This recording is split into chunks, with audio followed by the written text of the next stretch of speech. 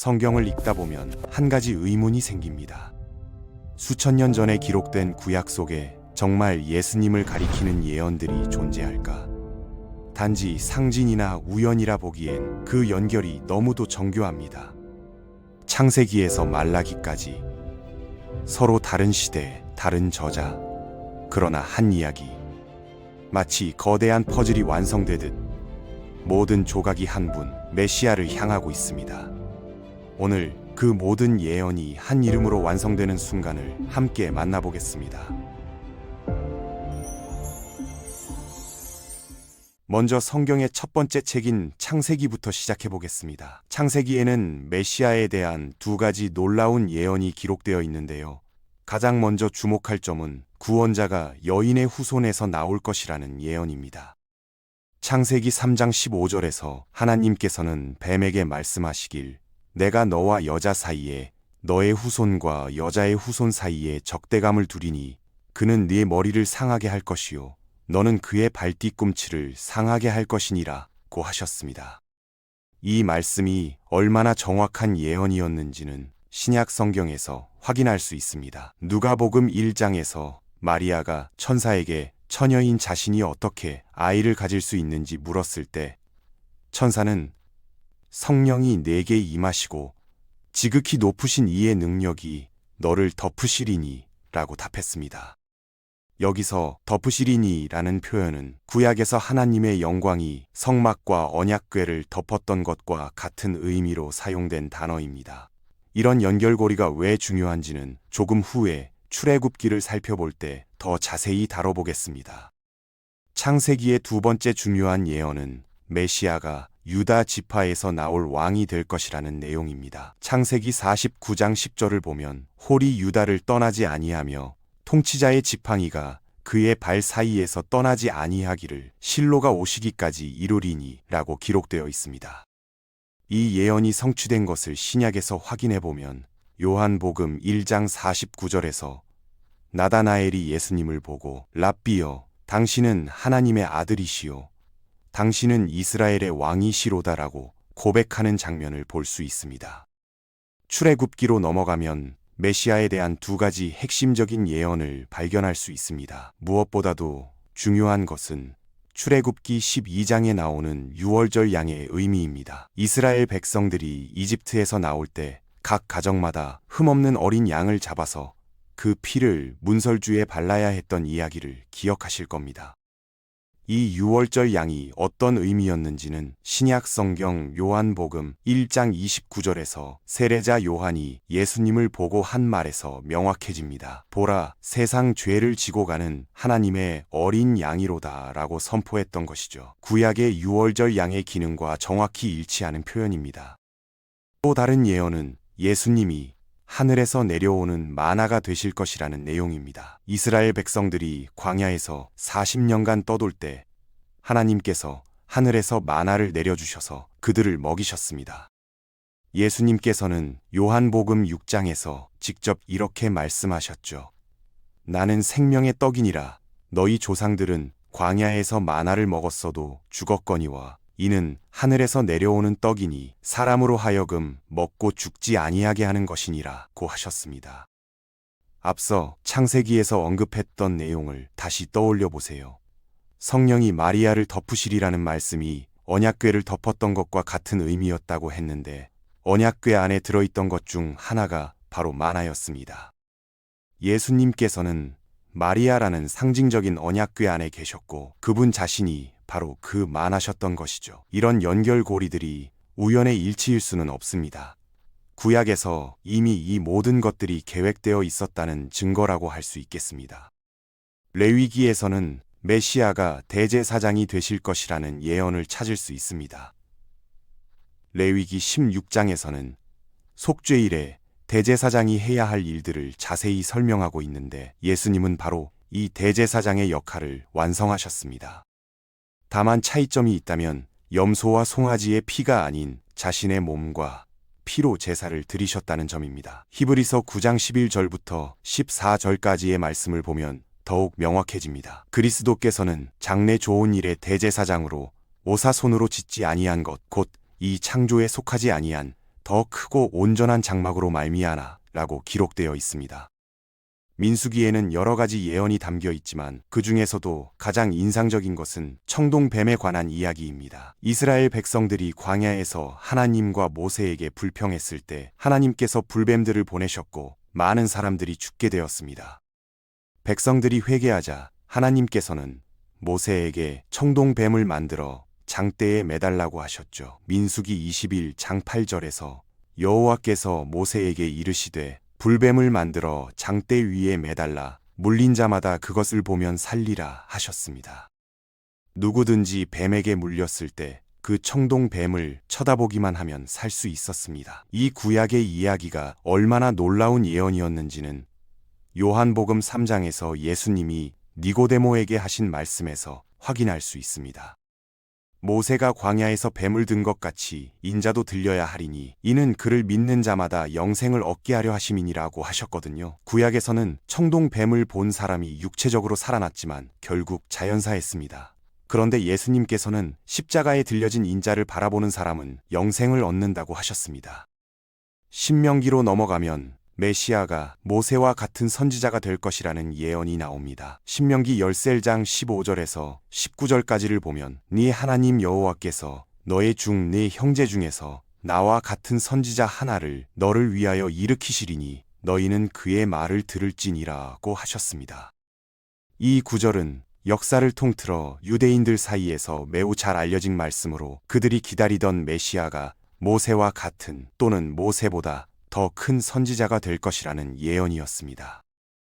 요한복음 6장 14절을 보면 사람들이 예수님께서 행하신 기적을 본 후에 어떤 반응을 보였는지 알 수 있습니다. 5,000명을 먹이신 기적을 본 후에 이는 참으로 세상에 오실 그 선지자라고 말하기 시작했다고 기록되어 있습니다. 흥미로운 점은 그 기적이 빵과 관련된 것이었다는 사실입니다. 이스라엘 백성들이 모세와 함께 광야에서 하늘에서 내려오는 마나라는 빵을 먹었던 것과 정확히 연결되는 기적이었거든요. 여호수아서에서는 예수님이 여호와의 군대의 사령관으로 예표되어 나타납니다. 여호수아 5장 13절을 보면 여호수아가 여리고 근처에 있을 때 손에 칼을 빼어 든 사람이 자기 앞에 서 있는 것을 보았다고 합니다. 여호수아가 당신은 우리를 위하는 자니이까?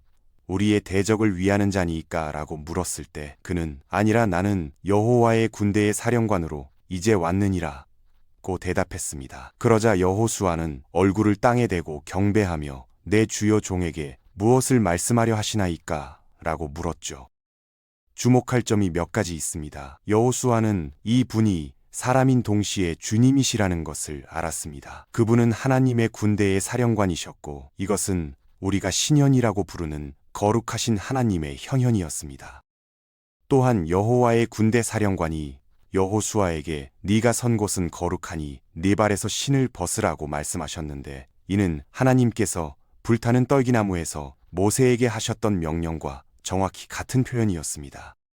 사사기에서는 예수님이 심판자이자 율법을 주시는 분으로 예표됩니다. 이스라엘이 혼란스러운 시대를 보낼 때마다 하나님께서 사사들을 일으키셔서 백성들을 구원하시고 올바른 길로 인도하셨는데 이것이 바로 예수님께서 하실 일에 대한 예표였던 것이죠. 룻기에서는 메시아가 보아스의 직계 후손이 될 것이라는 예언을 찾을 수 있습니다. 룻기 4장 말미에서 보아스와 룻의 족보를 설명하면서 오벳이 이새를 낳고 이새가 다윗을 낳았다고 기록하고 있습니다. 즉 다윗 왕의 조상이 바로 보아스와 룻이었던 것이죠. 예수님은 다윗의 직계 후손이시므로 마태복음 1장의 족보를 보면 룻과 보아스가 실제로 마태복음 1장 5절에 기록되어 있습니다. 이는 구약의 예언이 신약에서 정확히 성취되었음을 보여주는 또 하나의 증거입니다. 사무엘 상하에서는 메시아가 반석이 될 것이라는 예언이 나옵니다. 사무엘하 23장 2절과 3절에서 여호와의 영이 나를 통하여 말씀하심이여 그의 말씀이 내 혀에 있도다. 이스라엘의 하나님이 말씀하시며 이스라엘의 반석이 내게 이르시되 라고 했습니다. 고린도전서 10장 4절을 보면 다 같은 신령한 음료를 마셨으니 이는 그들을 따라오는 신령한 반석으로부터 마셨음에 그 반석은 곧 그리스도시라고 명확하게 설명하고 있습니다. 신구약 성경이 이렇게 완벽하게 연결되어 있다는 것은 참으로 놀라운 일입니다. 열왕기상하에서 가장 눈에 띄는 예언 중 하나는 엘리사 선지자의 생애와 기적들에 관한 것입니다. 열왕기하 4장에서 바알 살리사에서 온 한 사람이 엘리사에게 보리떡 20개를 가져와서 100명에게 먹이라고 했을 때를 기억해 보세요. 엘리사가 여호와의 말씀이 그들이 먹고 남으리라 하셨느니라고 말했고 실제로 모든 사람이 먹고도 남았습니다. 이 기적이 예수님께서 떡을 늘리셔서 5,000명을 먹이신 기적과 얼마나 비슷한지 알 수 있습니다. 역대기상하에서는 메시아가 유다 지파에서 나올 것이라는 예언이 다시 한번 강조됩니다. 역대기상 5장 2절을 보면 이 내용을 확인할 수 있고 누가복음 3장 23절부터 32절까지의 족보에서 직접적인 연결고리를 찾아볼 수 있습니다. 에스라서에서는 메시아가 충실한 기록자로 계시되고 성전을 재건하는 스룹바벨의 인물로 예표됩니다. 느헤미야서에서는 구원의 성벽을 재건하는 느헤미야의 모습으로, 에스더서에서는 모르드게의 인물로 예표되어 나타납니다. 욥기에서는 욥의 고난과 그에 따른 축복을 통해 예수님의 모습이 그려집니다. 욥 19장 25절에서 내가 알기에는 나의 대속자가 살아계시니 후일에 그가 땅 위에 서실 것이라고 말한 것은 예수님의 부활을 예언한 것으로 해석됩니다. 시편으로 넘어가면 메시아에 대한 수많은 예언들을 발견할 수 있습니다. 가장 먼저 메시아가 하나님의 아들이 될 것이라는 예언이 있습니다. 시편 2편 7절에서 내가 영을 전하노라 여호와께서 내게 이르시되 너는 내 아들이라 오늘 내가 너를 낳았도다 라고 하셨습니다. 마태복음 17장 5절에서 이는 내 사랑하는 아들이요 내 기뻐하는 자니 너희는 그의 말을 들으라는 하늘에서 들려온 음성으로 성취되었습니다. 예수님의 세례와 변화산 사건에서 이 예언이 성취된 것을 볼 수 있습니다. 시편 16편 8절부터 10절까지에서는 메시아의 부활에 대한 예언을 찾을 수 있습니다. 특히 10절에서 이는 주께서 내 영혼을 스올에 버리지 아니하시며 주의 거룩한 자를 멸망시키지 않으실 것임이니이다 라고 했는데 사도행전 13장 30절부터 37절까지에서 이 예언이 어떻게 성취되었는지 설명하고 있습니다. 시편 22편에서는 메시아가 멸시를 받고 십자가에 못 박힐 것이라는 놀라운 예언이 나옵니다. 나는 벌레요 사람이 아니라 사람의 비방거리요 백성의 조롱거리로다. 나를 보는 자는 다 나를 비웃으며 입술을 비죽이고 머리를 흔들며 말하되 라고 6절부터 8절까지 기록되어 있습니다. 14절을 보면 나는 물같이 쏟아졌으며 내 모든 뼈는 어그러졌으며 내 마음은 밀랍 같아서 내 속에서 녹았으며 라고 하여 십자가 고난의 모습을 생생하게 묘사하고 있습니다. 이런 구체적인 묘사가 후에 실제로 일어날 일과 정확히 일치한다는 것은 놀라운 일입니다. 시편에서 세 가지 더 중요한 예언을 살펴보겠습니다. 시편 69편 4절에서는 메시아가 이유 없는 미움을 받을 것이라고 했습니다. 무고히 나를 미워하는 자가 내 머리털보다 많고 무리하게 내 원수가 되어 나를 끊으려 하는 자가 강하니 내가 빼앗지 아니한 것을 어찌 물어주랴고 기록되어 있죠. 시편 110편 1절에서는 메시아가 하나님 우편에 앉아 계신 주님이 될 것이라는 예언이 나옵니다. 여호와께서 내 주에게 말씀하시기를 내가 내 원수들로 네 발판이 되게 하기까지 너는 내 우편에 앉아 있으라 하셨도다 라고 했는데 이는 신약 성경에서 가장 많이 인용되는 구절 중 하나입니다. 시편 118편 22절에서는 메시아가 당시 유대인들에게 버림받는 돌이 될 것이라는 예언이 있습니다. 건축자가 버린 돌이 모퉁이의 머릿돌이 되었나니 라고 했는데 마태복음 20장 42절과 43절에서 예수님께서 직접 이 말씀을 인용하셨습니다. 건축자들이 버린 돌이 모퉁이의 머릿돌이 되었나니 이것은 주로 말미암아 된 것이요 우리 눈에 기이하도다 하신 것을 너희가 성경에서 읽어본 일이 없느냐고 말씀하셨습니다. 예수님 자신이 구약의 예언을 직접 인용하셨다는 것은 이 예언들의 신빙성을 더욱 높여줍니다. 잠언과 전도서에서는 메시아의 영원성에 대한 두 가지 핵심 내용을 발견할 수 있습니다. 잠언 8장과 잠언 30장 4절에서는 메시아가 하나님의 아들이 될 것이라는 솔로몬의 기록을 볼 수 있습니다. 아가서에서는 예수님이 연인이자 신랑으로 예표되는데 이는 당시의 결혼 풍습을 이해하면 신약의 많은 구절들을 더 잘 이해할 수 있게 해주는 중요한 배경입니다. 교회가 그리스도의 신부라는 개념이 바로 여기에서 나온 것이라고 할 수 있습니다. 이사야서로 넘어가면 메시아에 대한 예언들이 특히 풍성하게 기록되어 있습니다. 먼저 이사야 7장 14절에서 그러므로 주께서 친히 징조를 너희에게 주실 것이라 보라. 처녀가 잉태하여 아들을 낳을 것이요 그의 이름을 임마누엘이라 하리라고 하셨습니다. 누가복음 1장 34절부터 35절까지의 평행 구절과 마태복음 1장 21절부터 23절까지에서 이 예언의 성취를 확인할 수 있습니다. 처녀가 성령으로 잉태하여 아들을 낳는다는 것은 인간의 상식으로는 불가능한 일이었지만 하나님에게는 불가능한 일이 없었습니다. 이사야 9장 6절에서는 메시아가 하나님이시면서 동시에 사람이실 것이라는 놀라운 예언이 나옵니다. 이는 한 아기가 우리에게 낳고 한 아들을 우리에게 주신 바 되었는데 그의 어깨에는 정사를 메었고 그의 이름은 기묘자라 모사라 전능하신 하나님이라 영존하시는 아버지라 평강의 왕이라 할 것임이라고 기록되어 있습니다. 이사야 35장 5절과 6절에서는 메시아가 맹인과 절름발이 귀머거리를 고치실 것이라는 예언이 나오고 이사야 40장 3절에서는 메시아 앞에 선구자인 세례 요한이 앞서갈 것이라는 예언이 기록되어 있습니다. 광야에서 외치는 자의 소리로다. 너희는 여호와의 길을 예비하라.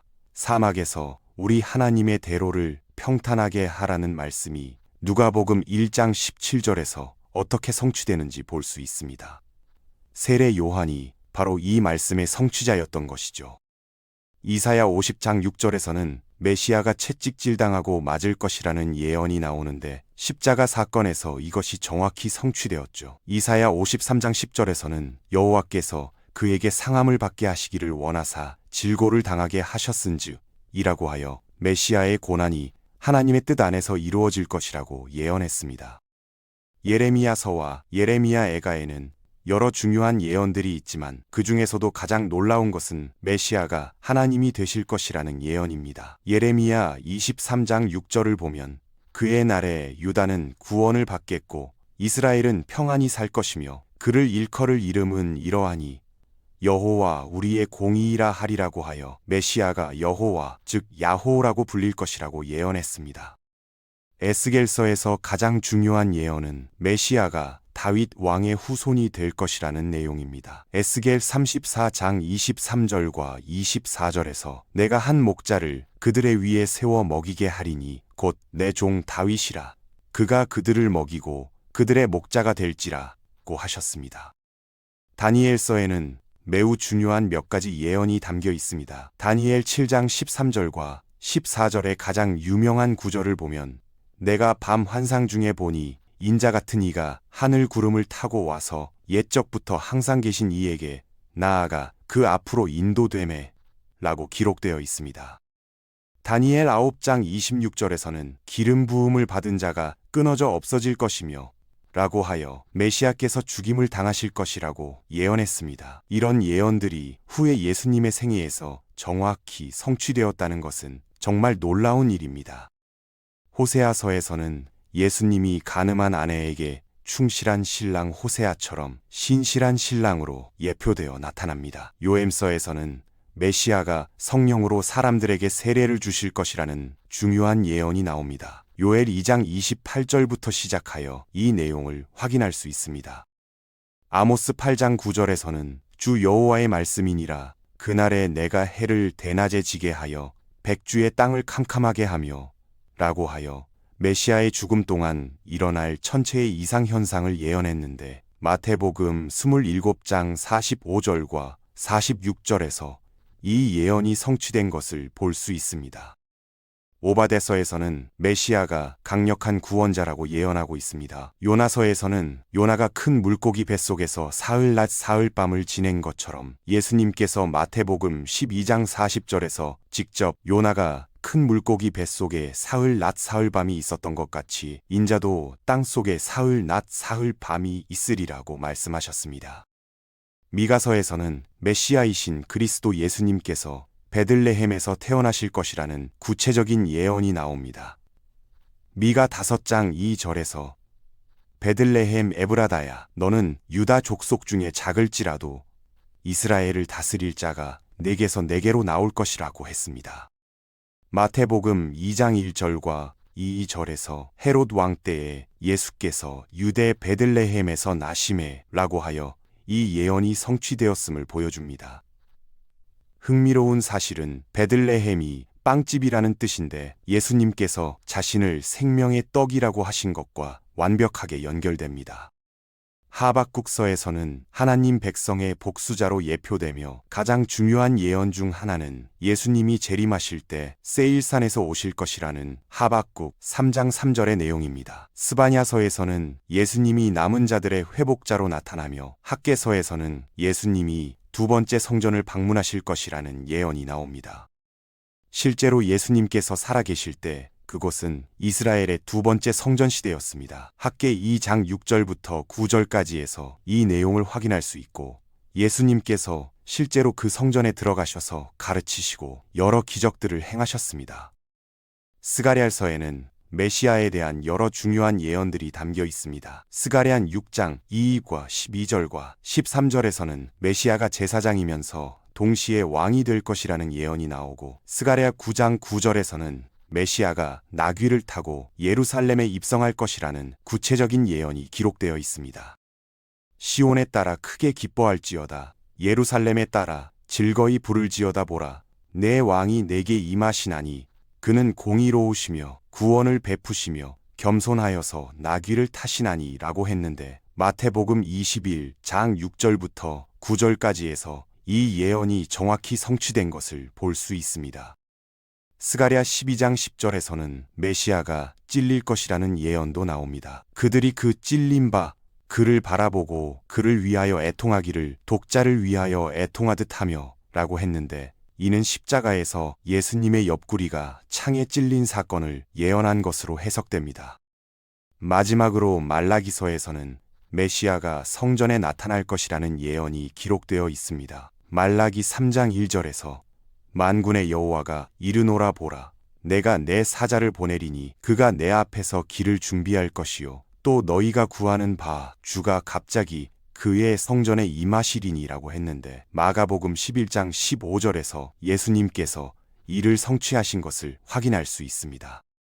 이렇게 살펴본 결과 구약 성경의 모든 책에 적어도 하나 이상의 예언과 예수님에 대한 예표가 담겨 있다는 놀라운 사실을 발견할 수 있었습니다. 이런 일치가 우연의 일치일 가능성은 천문학적으로 낮습니다. 수천 년의 시간을 두고 여러 저자들에 의해 기록된 책들이 한 분에 대해 이렇게 일관되고 구체적인 예언을 담고 있다는 것은 분명히 하나님의 섭리와 계획이 있었기 때문이라고 할 수 있겠습니다. 또한 이러한 예언들은 단순히 미래를 예측한 것에 그치지 않고 예수님의 정체성과 사역의 본질을 깊이 있게 보여주는 역할을 하고 있습니다. 구약의 각 인물들과 제도들, 그리고 사건들이 모두 예수님을 향해 수렴되고 있다는 것을 알 수 있습니다. 이런 관점에서 성경을 읽으면 구약과 신약이 분리된 두 권의 책이 아니라 하나의 일관된 구원 계획을 담은 한 권의 책이라는 것을 깨닫게 됩니다. 구약은 신약을 이해하는 열쇠이고 신약은 구약의 완성이라고 할 수 있겠습니다.